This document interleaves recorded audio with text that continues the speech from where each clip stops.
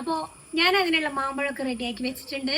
അപ്പോൾ നമ്മൾ അതിനുള്ള തേങ്ങ, പച്ചമുളക്, ജീരകം, കുരുമുളക് ഒക്കെ ചെയ്ത് വെച്ചു. മാമ്പഴ പുളിശ്ശേരിയുടെ മാങ്ങ കണ്ടോ? ഇതാണ് നമ്മുടെ ഒറിജിനൽ മാമ്പഴ പുളിശ്ശേരി വെക്കാൻ പറ്റിയ മാങ്ങ കേട്ടോ. അപ്പൊ നമുക്ക് ഇത് ഒരു ഗ്യാസ് കത്തിച്ചിട്ട് നമുക്ക് വെക്കാം. വെച്ചതിന് ശേഷം നമുക്ക് മാങ്ങ വേവാനുള്ള കുറച്ച് വെള്ളം ഒഴിച്ചു കൊടുക്കാം. വെള്ളം ഒഴിച്ചു കൊടുക്കുക. പിന്നെ നമുക്ക് അതിലേക്ക് കുറച്ച് ഉപ്പിട്ട് കൊടുക്കാം കേട്ടോ.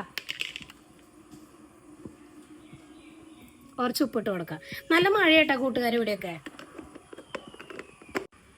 അപ്പം അതിനുള്ള അരപ്പാണ്. തേങ്ങ എടുത്തിട്ടുണ്ട്, പിന്നെ ജീരകം, കുരുമുളക്, മഞ്ഞപ്പൊടി, മുളക് പൊടി കുറച്ച്, പിന്നെ നമ്മുടെ കാന്താരി മുളക് നമുക്ക് അടിച്ചെടുക്കാൻ പറ്റും. കുറച്ച് മഞ്ഞപ്പൊടി ഇട്ട് കൊടുക്കാം കേട്ടോ. പിന്നെ നമുക്ക് ഒരു ലേശം മുളക് പൊടിയും കൂടി ഇട്ട് കൊടുക്കാം. കുറച്ചിട്ടാൽ മതി കേട്ടോ.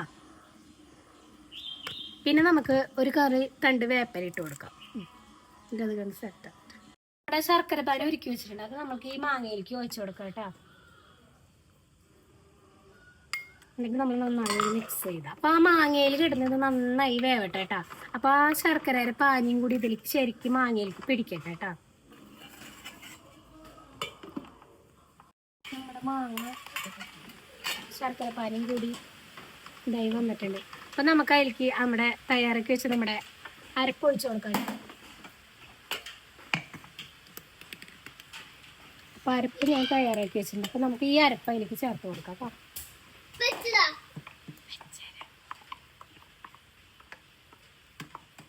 ഈ അരപ്പ് നന്നായി ഇതിൽ കിടന്നാവും. അപ്പൊ നമ്മുടെ തൈര് ഇതിലേക്ക് ഒഴിച്ചു കൊടുക്കാം കേട്ടോ. തൈര് ഒഴിച്ചു കഴിഞ്ഞാൽ അധികം തിളപ്പിക്കരുത്. തിളപ്പിച്ച് കഴിഞ്ഞാൽ അതിൻ്റെ ഇത് പോകും.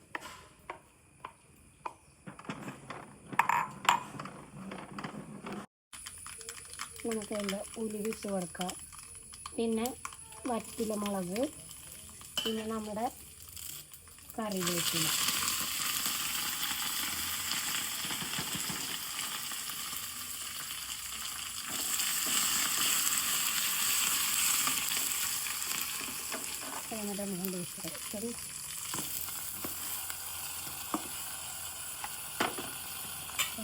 നമുക്കത് അടച്ച് വയ്ക്കാം. തുറക്കുമ്പോൾ കാണിച്ചാൽ. അപ്പം നമ്മുടെ മാമ്പഴ പുളിശ്ശേരി റെഡി.